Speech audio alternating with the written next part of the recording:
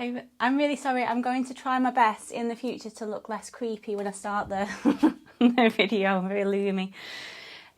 Right, so today, Tuesday tutorial, we're going to go through downward facing dog because we do it in pretty much every yoga class. Definitely in every vinyasa class, you'll do about 75,000 of them. So there's so much going on in a downward dog. We think of it as being, it gets called a resting pose sometimes. Not for me. Because we do it so much, we think that it's a really easy basic pose, but there's actually a lot going on. So the whole body's working. So there's too much when you're flowing, there's too many cues to give in one class, otherwise you'd be in downward dog for ages. So I'm going to talk about downward facing dog. So if you have any questions as we're going along, then please pop your questions into the comments and I will do my best to answer them as I see them. I can see better this week because I have changed my contact lenses. So we will start. So downward facing dog, it is what looks like an upside down V shape. So first of all, I'm going to talk about how we know how wide a downward dog should be. And this is a rough estimate, so this isn't exact, so you can always adjust yourself. But if you think about what the transition poses are, we tend to go from a plank, a high plank, low plank, a back bend, a cobra or upward dog, and then into downward facing dog. So we don't want to be moving around too much.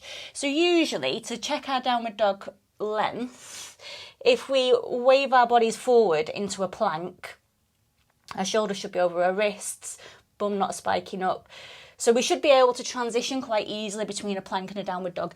You might need to wriggle it about a little bit, but that's a good way, it's a good indicator. So, downward facing dog, what do we have going on? We've got a lot going on. So if we start with our hands, so we want to avoid lifting up the palms of our hands. They tend to lift up off the mat a little bit. So what we want to do is we want to really press down into our hands. So we want to spread out all 10 fingers and then press down into the knuckles. So all 10 of the bottom knuckles, the ones that join the hands, and especially the thumb and the index finger, because they're the ones we tend to have that lifting happen in between those two fingers. I'm going to comment, just check that you can hear me. No. So they tend to lift. So what we want to do is if we especially press down in between the thumb and the index finger, then that will keep that little pad there down into the mat. We want to have half our weight in our hands. Downward dog is preparing us in the future at some point for handstands. So we're building up a lot of arm strength and shoulder strength. So pressing down into all 10 knuckles, moving up to our arms. So what we don't want is this, with a real sagging into the shoulders. So like a swoopy back, saggy shoulders, nose nearly on the mat. When I first started practicing yoga, I said, yeah, I'm amazing at downward dog. My nose is on the mat. I'm brilliant. Just going to injure myself. I've got really open shoulders. I'm just going to hurt myself. So long term, not doing anyone any favours. What we want to do is we want to activate this muscle here, which is our serratus anterior.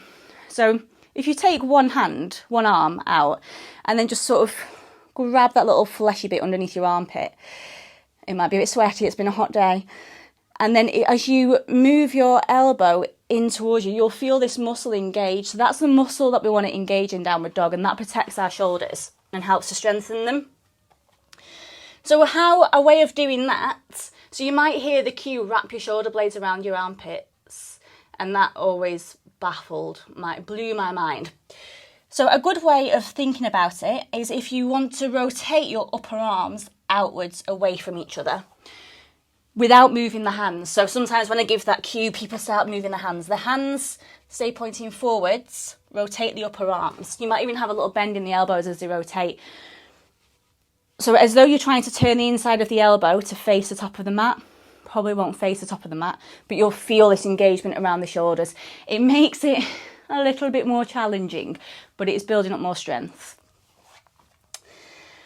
And then moving to our feet, which is our other base. So our feet, we want to press down through our heels towards the mat.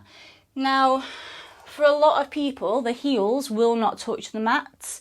That's fine. If you've got a tight Achilles at the back of your foot, your heels probably won't touch the mat. There's probably loads of other reasons.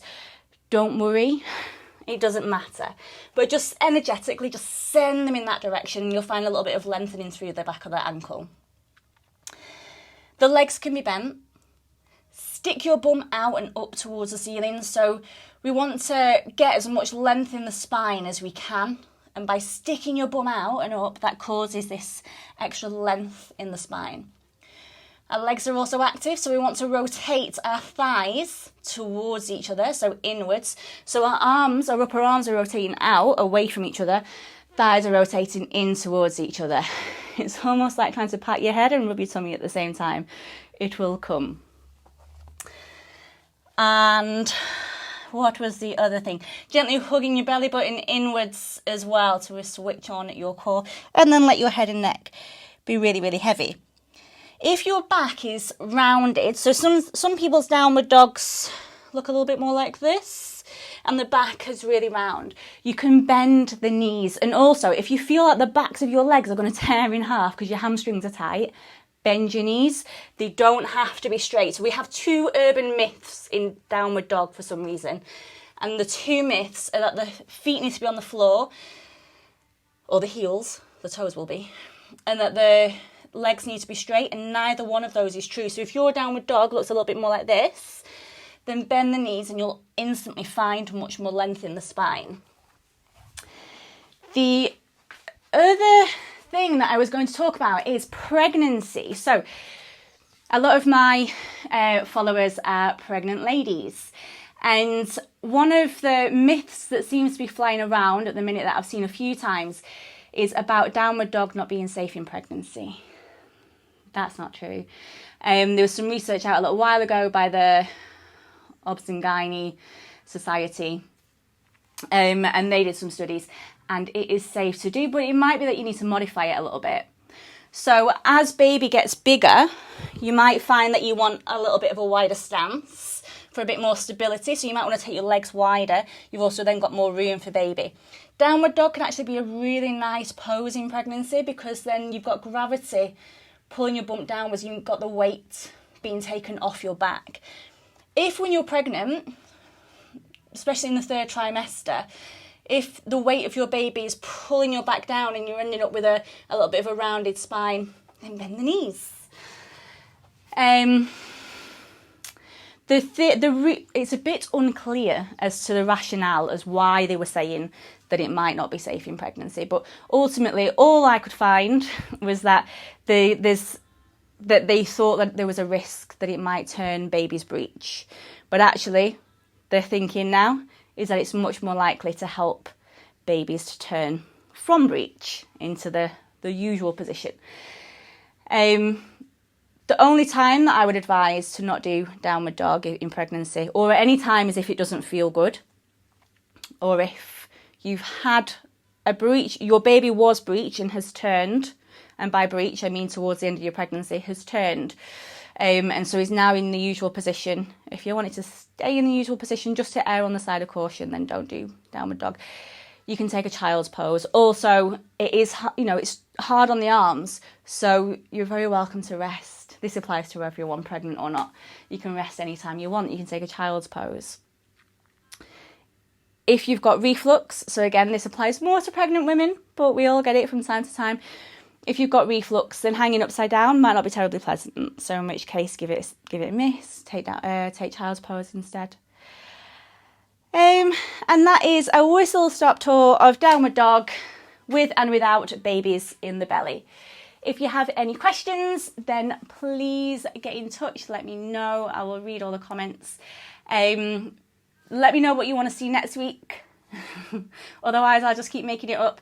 And I will see you all soon. This video will be stored online somewhere, so you'll be able to watch it again so you can nail your downward dogs. See you soon. Bye. Maybe, maybe not.